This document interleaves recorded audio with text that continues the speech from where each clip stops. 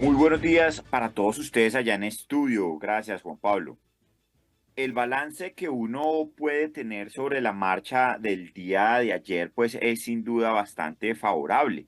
en la medida en que gana la democracia, Juan Pablo. La posibilidad de que los sectores afines al gobierno se puedan movilizar de manera tranquila, pero de la misma manera que los sectores hoy en oposición al gobierno nacional lo hubiesen podido también haber hecho hace tan solo un par de días atrás, da cuenta del buen estado de salud del que goza pues nuestra democracia, y eso despeja todos estos cantos de sirena, todos estos llamados que desde algunos sectores hablan de la existencia en Colombia de un tipo o de algún tipo de dictadura, o de estar siquiera transitando hacia modelos o regímenes de países vecinos, cosa que queda totalmente desvirtuada. Con total garantías se pudo movilizar, digamos, los trabajadores de Colombia, muchos, digamos, de ellos en su gran mayoría afines al gobierno nacional por todos tipos de reformas que se están adelantando, pero también en ese mismo sentido lo pudieron hacer mayoritariamente también, y de manera muy masiva, quienes se oponen al gobierno nacional. Queda entonces instaurado y queda muy claro que tanto oposición como el presidente mantienen unos niveles electorales muy similares a los que se vieron en primera vuelta en el pasado, digamos, en las pasadas elecciones presidenciales. Entonces, gozan de buena salud los dos sectores políticos y definitivamente, pues, queda en una situación muy difícil lo que se ha conocido como el centro del espectro político. Allí, digamos, está una vez más demostrado que el país sigue polarizado en dos grandes bloques que de manera masiva convocan colombianos. Juan Guillermo, ¿cuál de las dos marchas fue más grande, la del 21 de abril o la de ayer 1 de mayo? Juan Pablo, yo tengo un criterio para ponderar ese tipo de movilizaciones. Yo creo que sin duda alguna, pues digamos, medirla en la capacidad que tengan o no de llenar la Plaza de Bolívar o la Plaza de la Paz en Barranquilla, creo que ya no es el criterio para poder ponderar quién tiene mayor capacidad de movilización. Digamos, en mi opinión, el hecho de encontrar movilizaciones en ciudades como San Andrés, de encontrar movilizaciones en ciudades como Riohacha, de encontrar movilizaciones en ciudades como Tunja, realmente debe llamarnos a la reflexión. Es decir, para mí más que la capacidad que puedan mover en Bogotá, Cali, Medellín o Barranquilla, está también entrar en el análisis la capacidad de movilizar ciudades como Cúcuta, ¿cierto? Como Santa Marta, ciudades un poco más intermedias, dentro de las cuales pues también tenemos a la ciudad de Ibagué. Y pues yo creo que en la ciudad de Ibagué se movilizó mucho más gente de la que incluso esperaba el mismo gobierno nacional se movilizara en su favor. Entonces yo creo que ha sido un balance positivo en cuanto a la posibilidad y la capacidad de movilización que tiene hoy por hoy tanto el gobierno, insisto, como la misma oposición.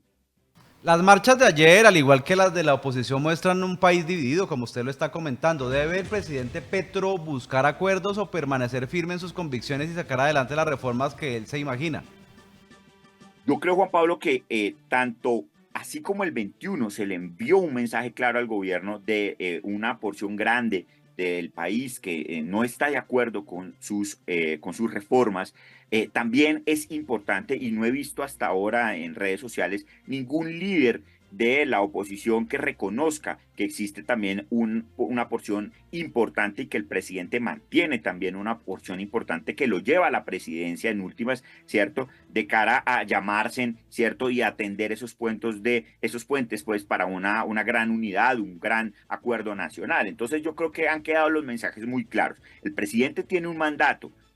que lo lleva a la presidencia de la República, y de eso la oposición debe ser también consciente y debe reconocer pues que está en el rol de oposición. No puede imponer una agenda a la oposición cuando el presidente tiene un mandato que está refrendado en las calles, como se vio el día de ayer, y que él debe tratar también de dar respuesta, ¿cierto?, a esas promesas de campaña que lo llevaron a la presidencia de la República. Pero sin duda alguna, pues para eso están escenarios como el Congreso de la República, para debatir, que es donde yo creo que se empieza a equivocar la oposición, que se levanta, que disuelve quórum y que no da el debate a una agenda presidencial, repito, que marca un gobierno de turno, y eso es lo que debe entender la oposición, que son oposición, no son gobierno, y el presidente tiene una agenda propia que va a procurar sacar adelante, obviamente enriquecida, fortalecida, discutida, pero repito, nunca sometida a los designios de la oposición, porque está en un, digamos, en un deber y en un compromiso, como quedó ayer claro, de responderle a su electorado con esas, digamos, con esa agenda de campaña, hoy agenda de gobierno.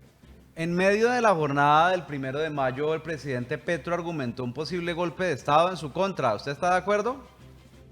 Yo creo que, digamos, que cuando ve uno a algunos periodistas en redes sociales, estilo Felipe Zuleta, ¿cierto? De una emisora aliada también con Ecos, llamando a que repitiéramos pues sucesos como los que se dieron con Rojas Pinilla en algún momento de la historia de nuestro país, llaman, digamos, la atención y generan, ¿cierto? Algunas inquietudes. Hay algunos sectores también de la oposición, tal vez más radicales, pidiendo esto. Yo no creo que hoy estemos ante una situación como tal. Repito, por el contrario, nuestra democracia hoy tiene la capacidad, ¿cierto?, de poder movilizarse de manera tranquila, ¿cierto? Ese constituyente primario esté en la oposición o esté a favor del gobierno, tiene la capacidad de movilizarse y de defender las instituciones. Con lo que queda demostrado el día de ayer también es que pues el presidente también tiene un sector importante de la población dispuesto a defender su mandato, a defender, ¿cierto?, ese voto popular, a defender ese espíritu, ¿cierto?, que se pudo conocer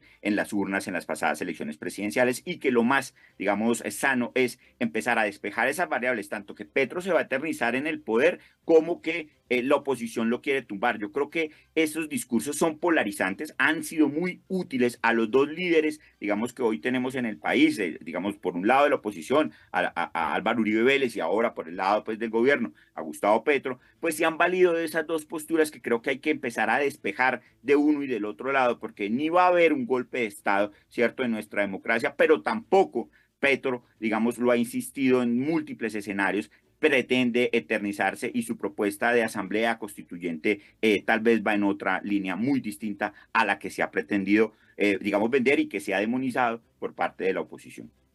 Bueno, precisamente Juan Guillermo, sobre ese tema que usted acaba de tratar al final de su intervención, ¿la Asamblea Nacional Constituyente va para adelante? Le pregunto esto porque ya aquí en el departamento del Tolima, concretamente sectores cercanos a Marco Hincapié, al hoy ministro Guillermo Alfonso Jaramillo, están promoviendo un encuentro ciudadano para el próximo sábado sobre ese tema. Esos escenarios de discusión, de políticas, de refrendar y de mantener activa, ¿cierto? O activo a ese constituyente primario, a la ciudadanía, pues son expresiones propias de un ejercicio constituyente, ¿cierto? Pero distan mucho de realmente configurarse en clave de digamos, la discusión digamos, de una Asamblea Nacional Constituyente, que es el mecanismo por medio del cual nosotros podemos convocarnos como colombianos a reformar completamente la Constitución. Son espacios de discusión, espacios de, digamos, de mantener ese activismo muy permanente, muy vivo, muy informado, que es parte también, digamos, de la tarea que tienen que hacer estos dos sectores, tratar de superar mentiras, superar mitos con los que han venido sembrando precisamente esta dicotomía en el país, esta polarización en el país, y converger para estudiar las reformas, para plantearse, digamos, las tareas a seguir para tratar de defender ese gobierno popular de Gustavo Petro, que también, digamos, hay que reconocerle al presidente que ha logrado llevar esa democracia popular, ¿cierto? Ha basado, digamos, y queda demostrado que como pocos presidentes hasta ahora ha tenido en la movilización ciudadana, en ese empoderamiento popular, pues una herramienta que le ha jugado a su favor de una manera, pues, importante. Entonces, el que ese constituyente primario se mantenga activo, se mantenga discutiendo, se mantenga deliberando, pues es un ejercicio válido dentro de la democracia, ¿cierto? Pero dista mucho realmente de convertirse en un escenario de preparación hacia una constituyente como la conocemos a la luz de nuestro sistema jurídico, de nuestro marco normativo, de nuestro marco constitucional. A propósito de medios de comunicación, ¿qué piensa usted del papel de los medios en el debate por la presidencia de la República? Se están adelantando a una campaña presidencial. Se nota mucho en los medios de comunicación un antipetrismo. Lo digo, por ejemplo, por el caso de Semana, donde la misma directora Vicky Dávila está denunciando que le quiere mover la butaca a María Jimena Duzán. Es bien interesante lo que ha ocurrido, Juan Pablo, con los medios de comunicación en Colombia, porque los medios de comunicación a nivel mundial tienen sus agendas, ¿cierto? Tienen sus líneas editoriales y eso, pues, para nadie es un secreto. En Colombia estamos empezando a asistir a la necesidad de que los medios pues también hagan públicas sus agendas, hagan públicas sus líneas editoriales, repito, para que sea entonces el ciudadano el que tenga muy claro qué medio o no medio consulta para informarse. Lo de la revista Semana está claro, veíamos no solo a Vicky, sino que veíamos al dueño de la revista Semana, digamos, entrevistándose en estos días y aduciendo pues que para él muchas de las, digamos, de las reformas y de los planteamientos que desde el gobierno se han venido realizando para sacar adelante, pues no le generan mayores preocupaciones ni mayores incertidumbres, contrario a lo que ocurre con la directora del medio de comunicación, con quien dicen mantenemos una independencia muy clara, pero Semana encuentra un nicho, ¿cierto?, dentro de su línea editorial, pues en unos estratos altos que son oposición al gobierno nacional y ellos como empresa pues tienen que buscar la forma de que ese nicho pues se mantenga activo, que su nicho pague, en este caso pues las suscripciones, que es de la forma como se mantienen este tipo de medios de comunicación. Entonces, digamos que es muy importante que el país sepa que vamos a empezar a tener unos medios que cada vez más se van a ver presionados a marcar unas líneas editoriales y a partir de ahí pues vamos a tener la posibilidad los colombianos también de escoger cuál es el medio que consideramos afín también a nuestras posturas políticas, pero con el que nos podemos informar también de manera muy objetiva. Y allí los medios de comunicación tienen un gran reto, porque también el tránsito desde el periodismo hacia el activismo político, pues les va a generar, ¿cierto?, una serie de circunstancias que no son nuevas, ¿cierto? En Ibagué lo vivimos, tuvimos un periodista que se lanzó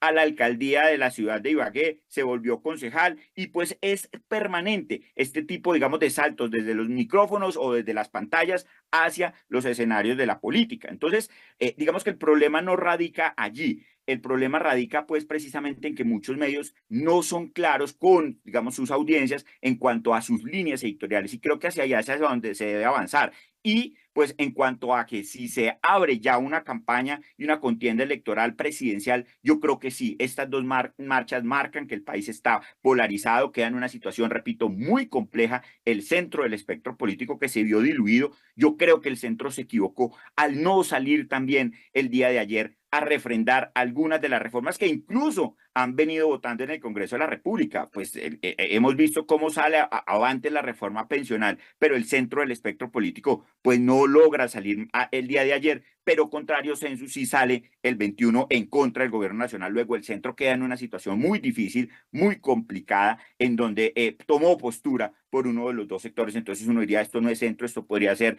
más parecido a una derecha vergonzante, ¿cierto? Que empieza a salir también a flote y sin duda alguna, pues veíamos también como muchos de los que están en ese sonajero por parte de uno u otro sector, pues estuvieron al frente de las marchas y creo que este sí es el preámbulo de lo que es una campaña electoral bastante larga con no menos de ya 2 años pues de antelación, pero que sin duda alguna es el abreboca de lo que veremos. Por último, Juan Guillermo, y en virtud de lo expresado por los ciudadanos ayer en las calles, ¿usted cree que es posible hablar de otros 4 años de progresismo en el poder?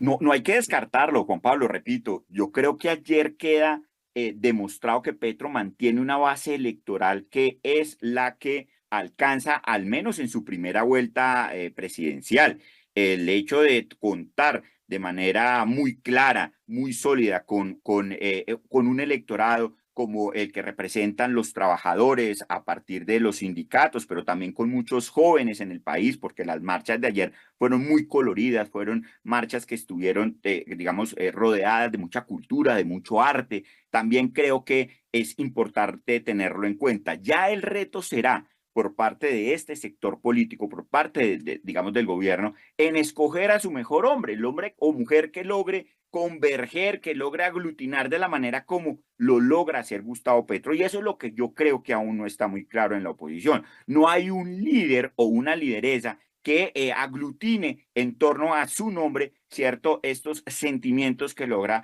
despertar Gustavo Petro. Hemos denominado el gobierno nacional el gran salpicón nacional, porque vemos desde el espectro de Roy Barreras, que no hay que sacarlo de la baraja, hasta el canciller Murillo, como precandidatos, pasando por personajes como el ministro de Salud, nuestro paisano Guillermo Alfonso Jaramillo, que seguramente intentará en algún tipo de consulta, hasta posturas más radicales como las de la misma María José Pizarro. Entonces ahí tenemos un abanico de candidatos y ya tendrá el gobierno nacional y en general este sector, pues que definir cuál será su candidato o candidata que más logre congregar y que logre de alguna manera recoger, ¿cierto? Esto que ha despertado Gustavo Petro en esa, digamos, en ese segmento de la población, y de ello dependerá que se logre mantener o no en el gobierno, sumado pues a lo que queda ya de gobierno en esta recta que arranca ya a final. El sol a las espaldas les empieza a dar con este segundo año de gobierno que arranca a mitad de año, y será, digamos, la forma como cierre el gobierno,